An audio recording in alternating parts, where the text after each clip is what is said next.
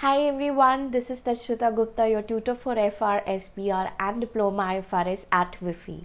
So I welcome you all to my third technical article video that is on sustainability reporting, integrated reporting, sustainable development goals and crowdfunding. So we'll be covering around 4 technical articles in one short video, as much short as possible, right? So it's very important. It's the most important technical article, just like we did reclassification before.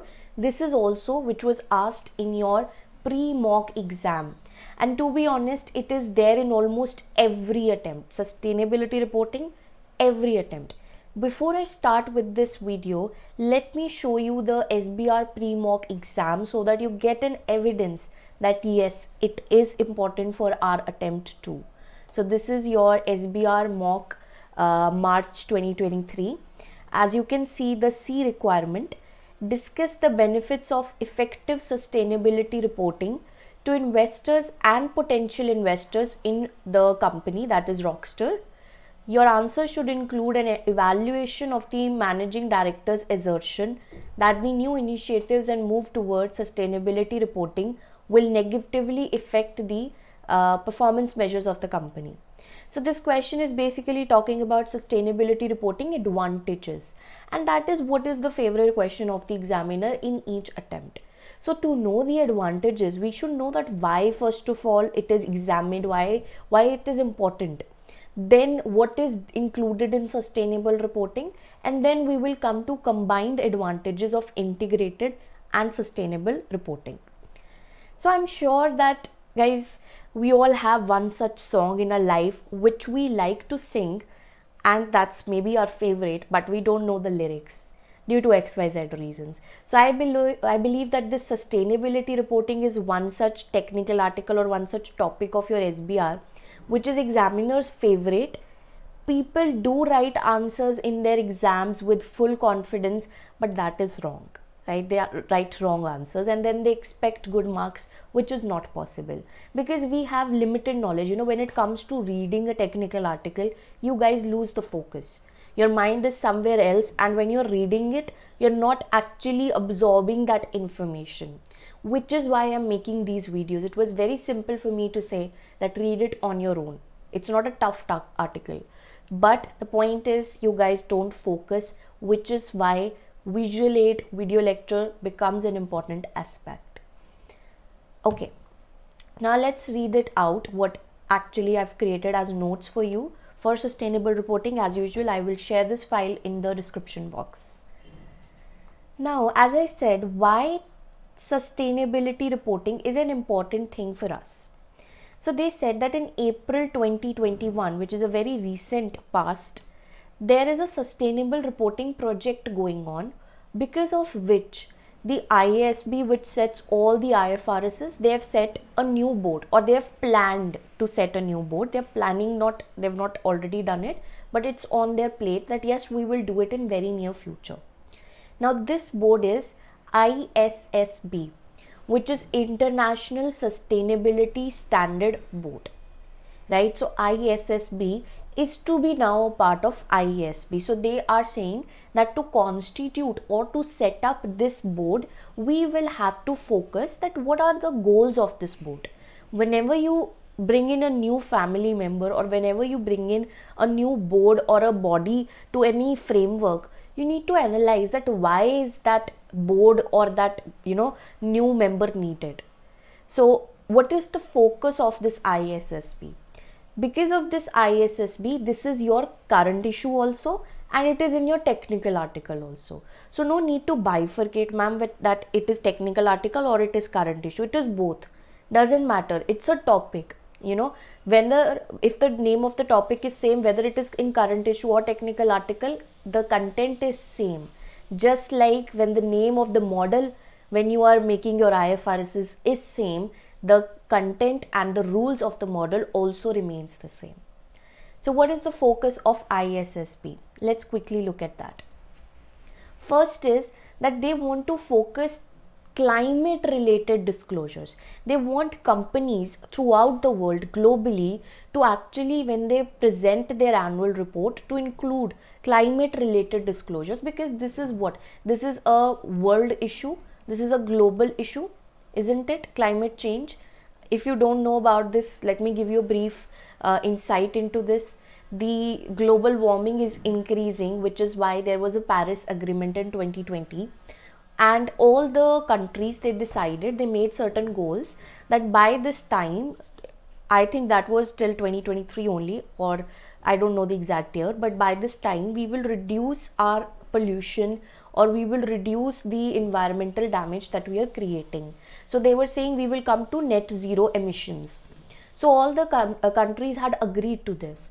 So if countries are discussing about such important factors, being an ACCA, being an international accountant, we should be aware that this is a world or a global issue. And for that, ISSB believes that as an accountant, as financial reporting of companies, we should also focus on what is the company's effect on climate change. So how much the company is polluting the environment and all those stuff, like what is your emission, the waste, how you dispose your waste.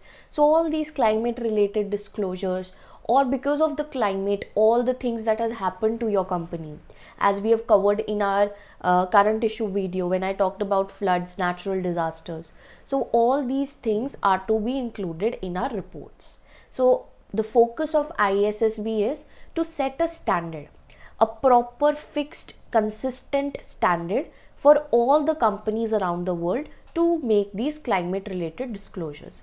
Right now everything is vague, nobody knows the exact lyrics, not even ISSB. That's why it's a current issue, right?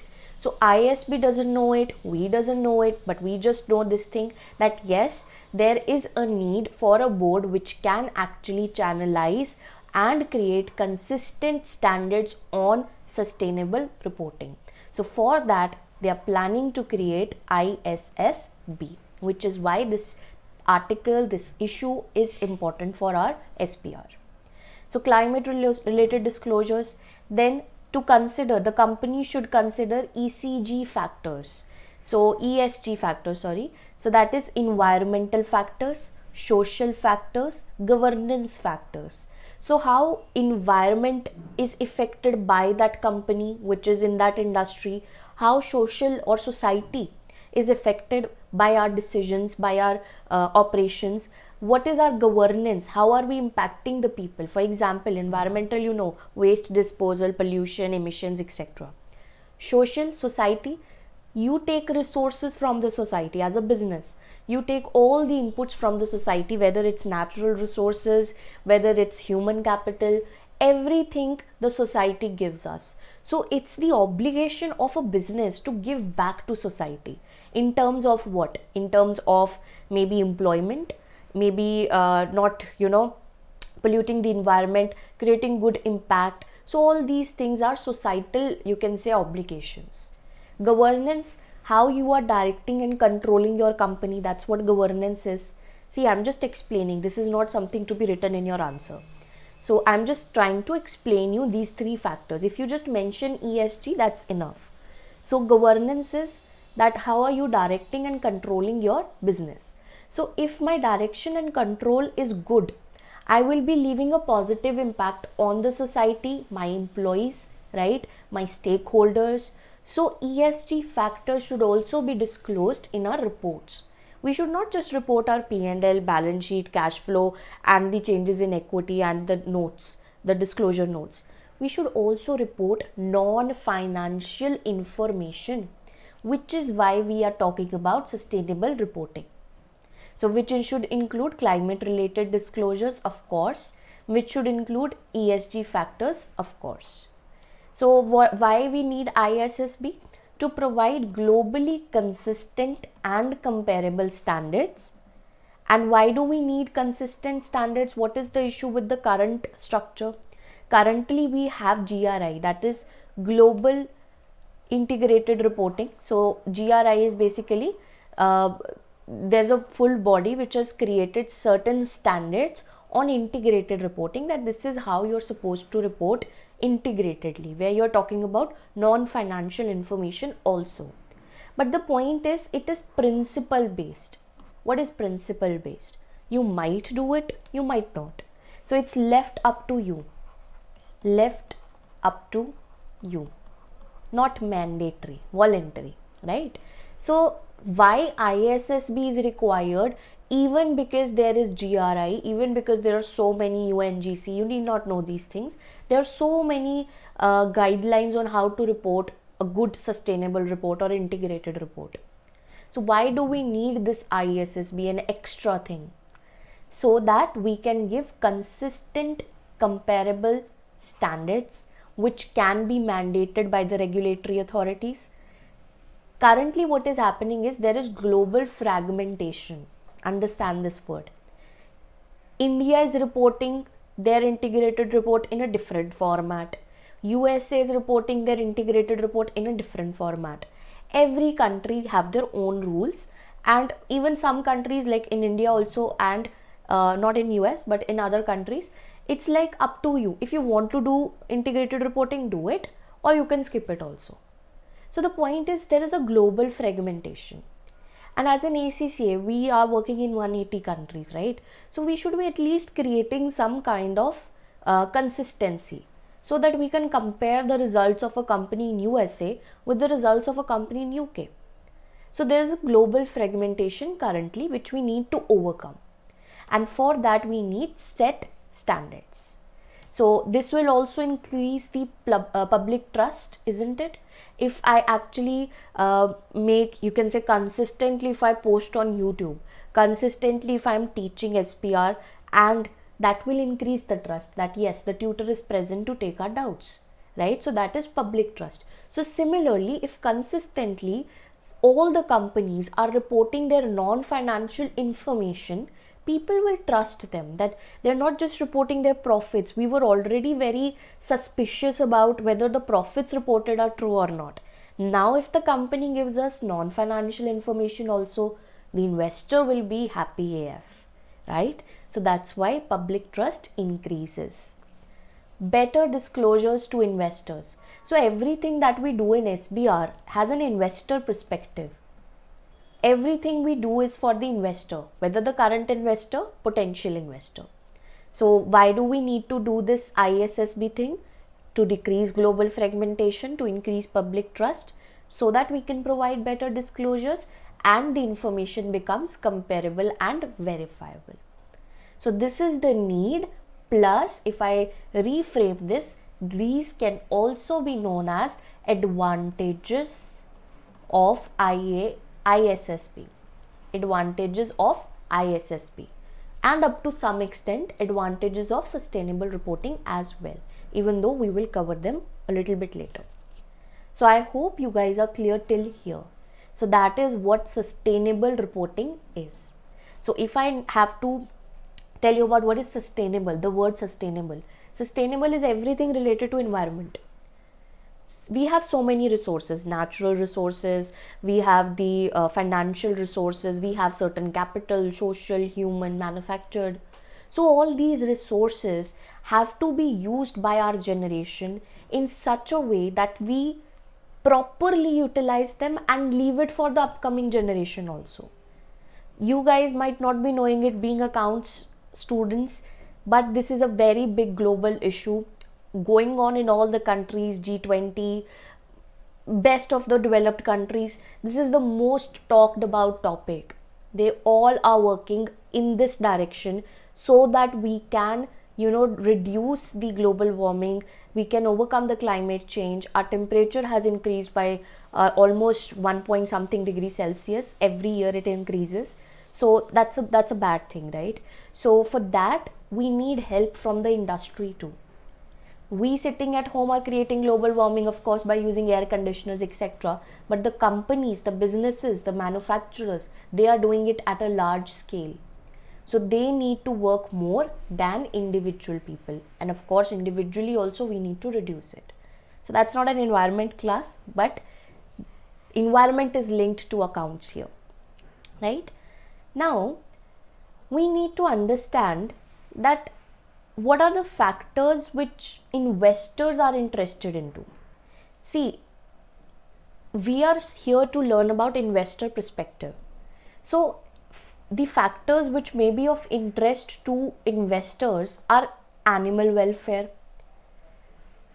If a company is, having a bad impact on animals, we will never support that company. If today I tell you that a bag, maybe a big brand, Louis Vuitton, they make bags or their purses out of pure leather, which is like taken from animals, right? So that is affecting them. So you will feel a little bad by buying those products. So investor is always focused on long term perspective. In long term, in today's era, only that person survives which thinks with a bigger view, holistic view. He is future oriented and they consider their impact on the environment. We call it as green governance. Green governance. All the customers today are green customers. All investors are green investors. That's why people and the companies, they increase their branding by saying we do not pollute the environment, we do the 3 R's recycling, right? Then we also donate these things to reduce poverty or to give education. 10 rupees out of these, like in Indian country, we have this thing, like if we buy an oil, I don't remember the exact name of that oil, but they say that I guess it was from Unilever.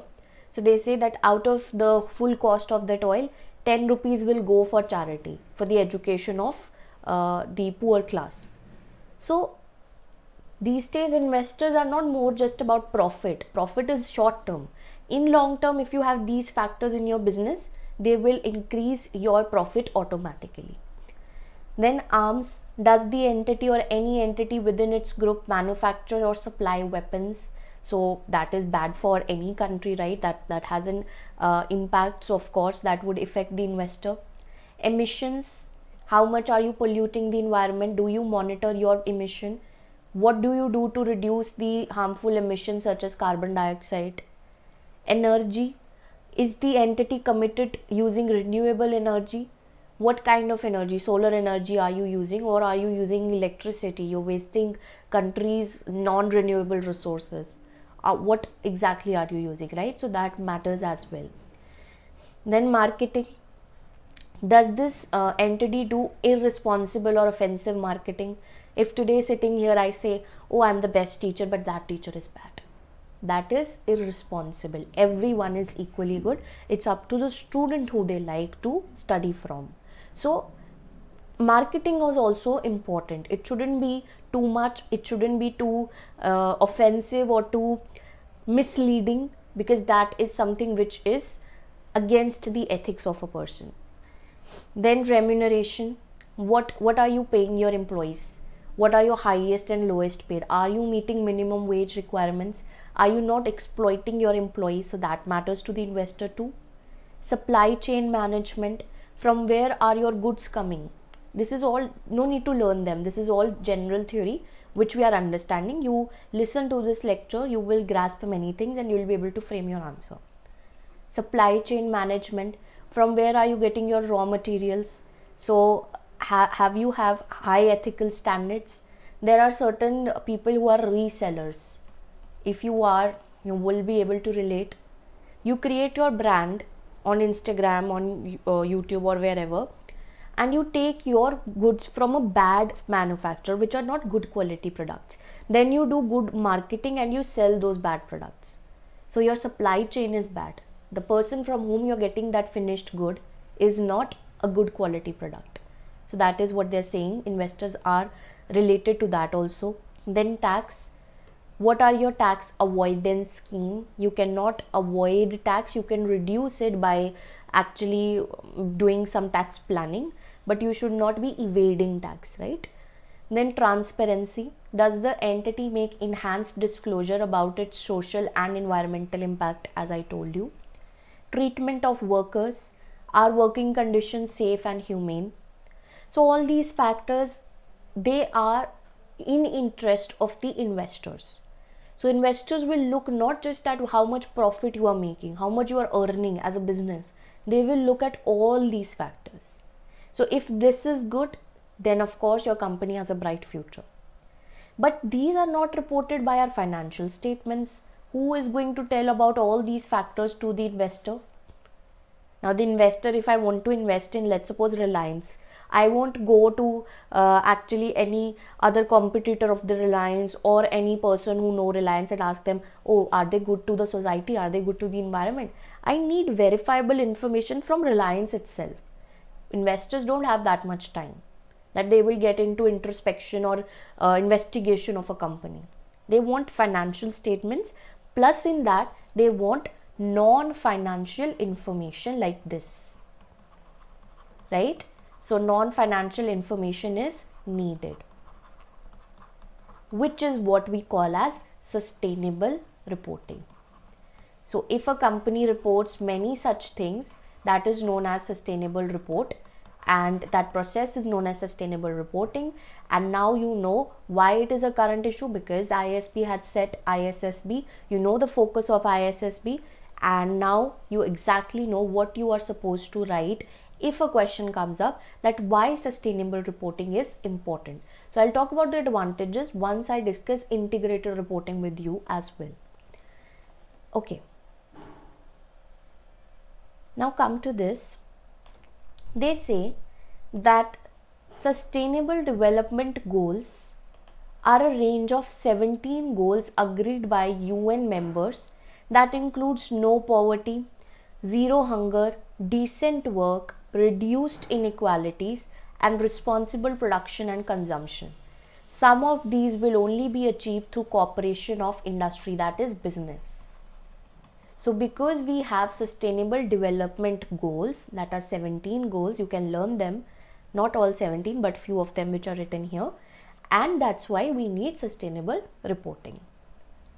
Now synonym of sustainable reporting, or you can say there is a part of sustainable reporting. Sustainable reporting is a bigger thing.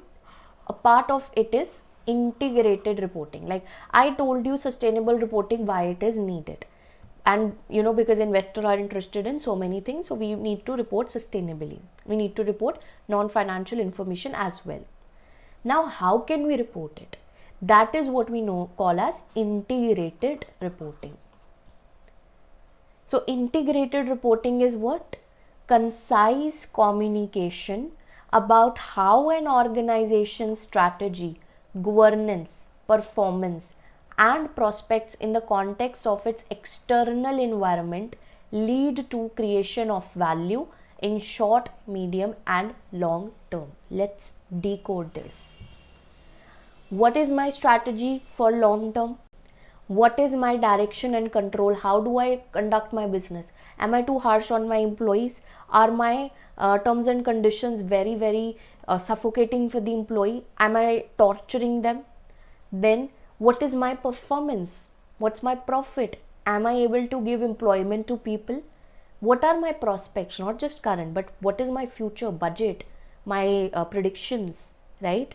Then how am I affecting my external environment?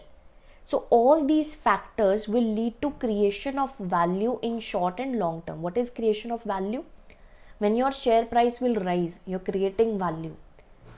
If number of subscribers on this YouTube channel rise, that means we are creating value for ACCA students, right?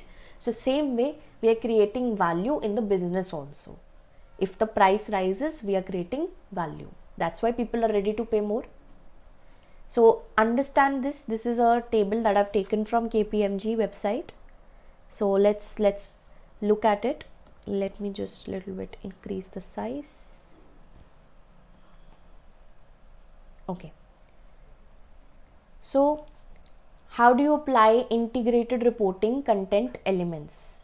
So first of all, in an integrated report, you report 6 types of capital. I'll talk about it. But in a report, in overview, what we give is, what is our business model? What is our business model? That means what business model is your intention, right? What is your future goal? Why are you doing this business? How it affects your personal perspective? So what is your goal in long term? Your business model, you've done in F1, you've done in SBL, there are various types of models, right? Like what type of structure do you follow? So you have to just give that information, user will interpret it themselves. Then what is your operating context? What is your supply chain? How do you produce the goods? What are your operations? What all industries you are into? So their operating context. What is your strategy? Do you believe in product specification strategy? Do you believe in market penetration by reducing the prices? Or are you planning to increase the market by getting into expansion in a new country or new niche? So what is your strategy? Performance. What has been your performance till date on that strategy? Future outlook. So now, was that strategy worthwhile, or whatever you've practiced till date, was it worthwhile?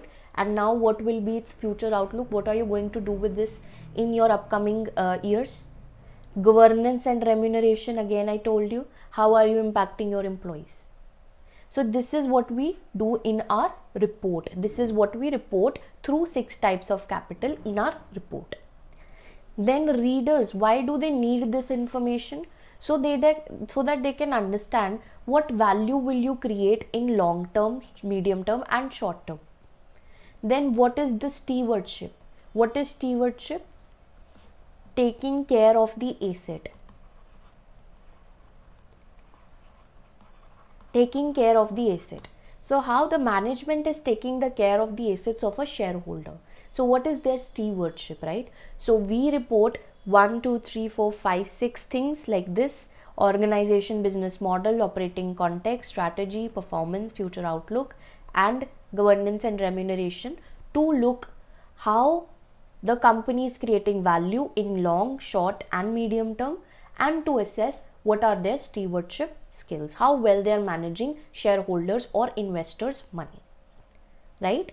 So to report these things, we can report 6 types of capital, which are financial capital. When you talk about your money, how is your money growing? What are your retained earnings? What is your profit? So that is through statement of profit and loss, statement of financial position, right? Then what is your social capital? How are you impacting the society? How good relations do you have with the people in the society? Natural, how are you impacting your natural resources? That's what this natural capital talks about. Are you using renewable resources or are you using non-renewable resources? So that will also impact how much value will you create and your stewardship assessment. Then human capital.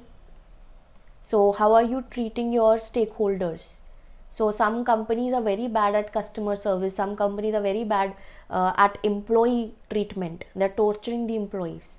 So that is also going to affect your value, right? So human capital is reported. Manufactured capital is reported. That is your property, plant and equipment. You talk about this in your annual report. Environmental capital, how are you polluting the environment? What are your ways of reducing the waste in the environment? If you're in chemical industry, you must be emitting wastewater, chemicals into the environment. So what are your ways to reduce it to as much extent as possible? So these 6 types of capital are reported in an integrated report. So see, from understanding this, you must be thinking this is so vague. Like what in financial capital, what in social capital? That's why ISSB is made, so that they can correctly tell, like they've made IFRS standards on accounts, PPE, intangible assets, etc. Similarly, standards could be made on them also. What all subheadings in social capital? What all subheadings in natural, human, manufactured, environmental capital? So that's why we need ISSB. So now you understand the whole concept of sustainable reporting and integrated reporting. So with me, quickly, can we now frame advantages of sustainable reporting and integrated reporting, whichever examiner asks us, from the investor perspective, like how sustainable reporting will help investor? Number 1, it will give investor trust, right? it will give investor trust. Why? Because now he will have access to non-financial information. You can further explain it with your own words, like with your own idea, that why will we increase our trust with non-financial information. So for example, if there was any suspicious activity in the financial statement, right, now because you have non-financial information, so you will understand that suspicious activity. So for example, if I didn't post for 2 days on YouTube, and then you guys must be feeling, oh ma'am promised us but she never came back and posted a video. But what if I update you on my channel that guys, I'm unwell, I'll be posting it very soon. So you got a non-financial or non-operating information which gave you some kind of trust that that person remembers, or the person is working in the direction he was supposed to work. So now you understand how trust increases because of non-financial information. Then secondly, what else? We will get extensive disclosures related to many things which affect us, like ESG factors, environmental, social, governance factors, through which we can judge that what is the value this company is going to create in future. We can judge their business model, right? We can judge their, you can say, outlook, future outlook with this. Use such words in your answers. Then what else? How are we going to get advantages because of sustainable reporting? We will get to know their long-term aspect, because we know every time in this particular era, in the present era, only that company works which has green governance. So we will come to know about the company's governance through their integrated report, and therefore we can assess that okay, long term will this company have a good future or not, right? Then what else? It will increase the reputation of the company from you can say this is from the company's perspective. It will increase the reputation of the company. It will add to the brand. Many brands are created today just because they have some good environmental goals. Unilever is one of them, right? So reputation will increase. So these points you can put up. So first you can explain sustainability, then integrated report, then you can little bit in one paragraph talk about its concept, that why it is needed, what it is, then you can talk about the advantages.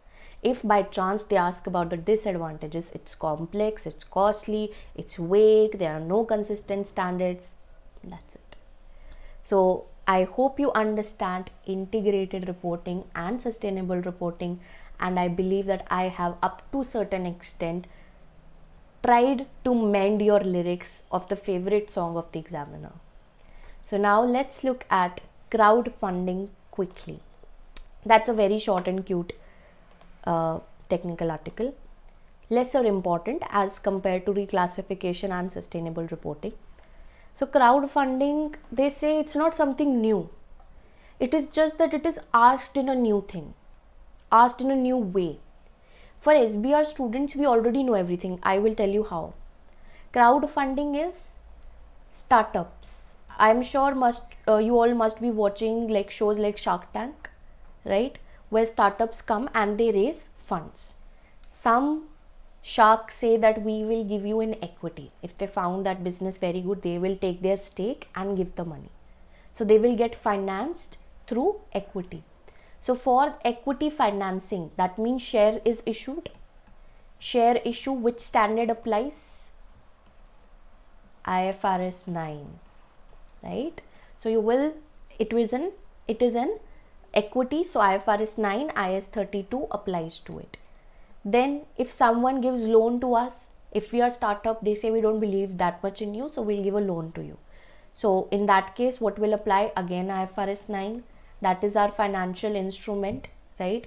So somebody has given us a loan, so that becomes a financial liability. Rewards. Sometimes people give us money and in return they say give us your products and services. So in that case, what standard apply? IFRS 15. Revenue. So you will be talking about whether it will be recognized over the period of time or will it be recognized at a point in time. So you will look when the control is passed, right? when the control is passed. Donations. Now, donation is like you're getting money free, charity. People are giving you money because you are starting a business for a good cause, so they're giving you charity. So in that case, what is your journal entry? Bank debit, statement of profit and loss credit. You record an income which goes into your retained earnings, thus crediting your equity. So this becomes the accounting treatment for various types of funds we might receive. So that is the gist of that technical article. You know IFRS 9 how to treat equity, you know IFRS 9 how to treat financial liability, you know how to treat IFRS 15 donations, I've told you. And that is it about crowdfunding. So you are done with your 4 technical articles: sustainable reporting, integrated reporting, sustainable development goals, and crowdfunding. Yes, this is not 100%, but I have worked on those technical articles on your behalf, taken out the important points and given it to you. So I hope this must have helped. So now we are just left with few important technical articles which I am yet to cover. So that is, I've covered ethics in digital age, I've covered reclassification, sustainable reporting, crowdfunding, cryptocurrency and climate change. That is there in your current issue video. You must be seeing the tag here. Make sure you visit that and do these 2 from there. Now the only remaining is debt versus equity, IFRS 3 revised, APMs, and onerous lease contracts and impairments. So these are little cute ones which I'll discuss in one video only. So 1 or 2 videos, howsoever the content will be made. So most important ones which are highly likely to come in your exam, as I showed you the SBR pre-mock, are covered. So if you were helped by this video, please do engage with it so that people can actually get access to it. More you engage with the video, more the people can get recommended for this video. So I hope it was helpful. Take care guys, goodbye, and all the best for your preparation.